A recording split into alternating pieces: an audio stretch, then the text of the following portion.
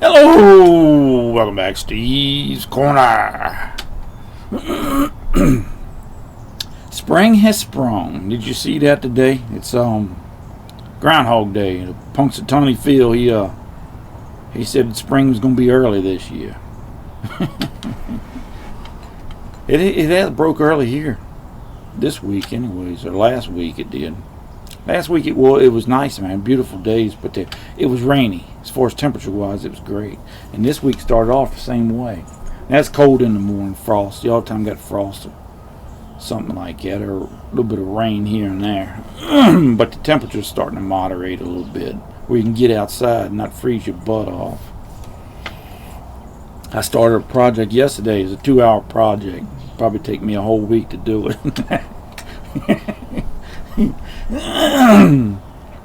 But I'm trying to do a little video on it. I'll see if I can't put it out here in a couple of weeks. Time I get it done and get everything processed. I screwed up bad. But did you hear about they busted what's that guy up there in Canada, Trudeau, for the illegal use of the Emergency Powers Act or whatever. He knew it was wrong when he done it on them daggone truck drivers. But he thought nobody'd call him on it. And as long as they didn't, he could get away with it. I mean, hey man, I don't know a whole lot about the Canadian laws and stuff, but dadgummit, I knew it was wrong when he done it. From everything I could gather on here. He took that money from them guys, considered them criminals for doing what they were doing. He had a lot of legitimate laws he could have got them on, but no, he wanted to use that Emergency Powers Act to bust them on, and freeze their bank accounts, junk like that. It's not an emergency if it doesn't affect every province in Canada, is what it is. And he was just using it. A lot of the provinces never had no problem with it. Ticked me off. I ain't had nothing to do with it, but it still ticked me off. And then you had a lot of stuff went on past week. We had them daggone soldiers get killed over there, overseas over there. Man, we're as close to a shooting war as you can get. I mean, I honestly believe we're actually in one. I mean, anytime somebody's firing at you and you have to blow up the missiles or rockets or whatever that are flowing at you, I mean, you're essentially in a shooting war right then. And it worries me. There's no need for it. There was no need for us to be over there and get involved in something like this.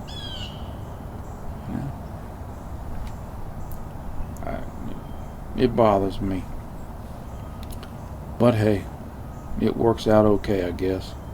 Hopefully we don't get into a real hot, full-fledged, where we're sending thousands of troops over there and stuff. But you let one of our ships get hit, man.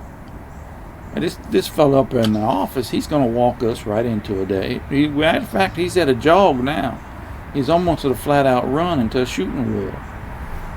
And we don't need that, man. We got enough daggone troubles as it is to have to go over there.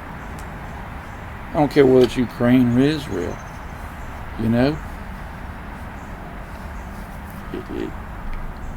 That proxy war that Iran's starting over yonder, they're sitting back and looking like they got clean hands of the whole thing, and they have a whole lot to do with the whole thing. We took them off sanctions. We didn't stop them we allowed them to sell oil again and stuff. Baloney. You can't take your foot off of somebody like that because they see it as weakness. You have to keep squashing them. That's the only thing that people like that understand is strength. And we haven't given them nothing but weakness for the past almost 3.5 years now. And that's why they'll try you. It's the same thing for standing up for a bully in school. I mean, you might buck him one time and he might stomp you, but he won't bother you no more. If you don't stand up, man, you just keep getting run over like that. And that's what happens. In Russia, I think they thought they had a good shot at taking over Ukraine quick, fast, and in a hurry. But when they got held up, then it paralyzed them. They didn't know where to go from there. And then the Ukraine getting money from us and material from us, and that helps him. And it threw Russia for a loop. I don't think they expected that. I know they didn't expect it from Europe. So, but I mean, you got to put the stop to people like that, man. I don't know, but it's a beautiful week here, man. Well, can't tell it today. It's cool today. It's only in the low, about mid 40s. It's been getting up in the 50s, 60s too. We had one day last week that was 72 degrees. It was overcast like it is today, but it was nice. When I get a spring spell like this, when a winter thaw or whatever you want to call it, you know, it makes me feel better. I get energetic. I get, you know, you get in the winter time and it's just, everything's dead or dormant, you know. It just makes you feel bad. It's a depressing just to look out the window. And my busy time of the year is from March till just after Thanksgiving. With December, January, and February are just miserable for me. They're hard. It usually don't start affecting me to the end of the January like it did this year. You know, I get kind of a cabin fever like, and I need to get out and get that sunshine on me and feel warm air, you know.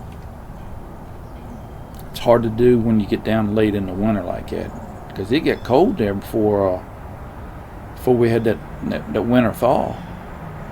I mean, it was cold down here, Doc. We got down, I don't know, 12, 15, something like that. That's cold for here, Doc. That's cold anywhere. You get below freezing, that's cold.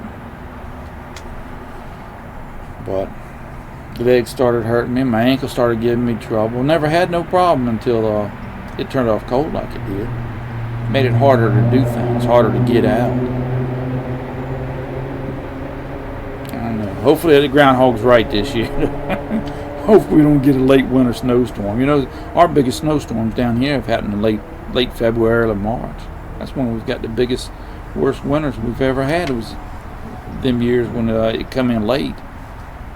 But I usually look at February 14th as being a cutoff point. It's if we can make it to then without having anything major, there's not much chance of it happening. And if it does, it won't last too long. You know, a couple of days and it'll all be melted away. So I don't know. We'll see. But I got to get back on that project, so I got to get off of here. I don't know whether I'll do anything today or not. It looks miserable out here. I might go back in the house. But y'all take care of yourselves. And we'll talk with y'all later.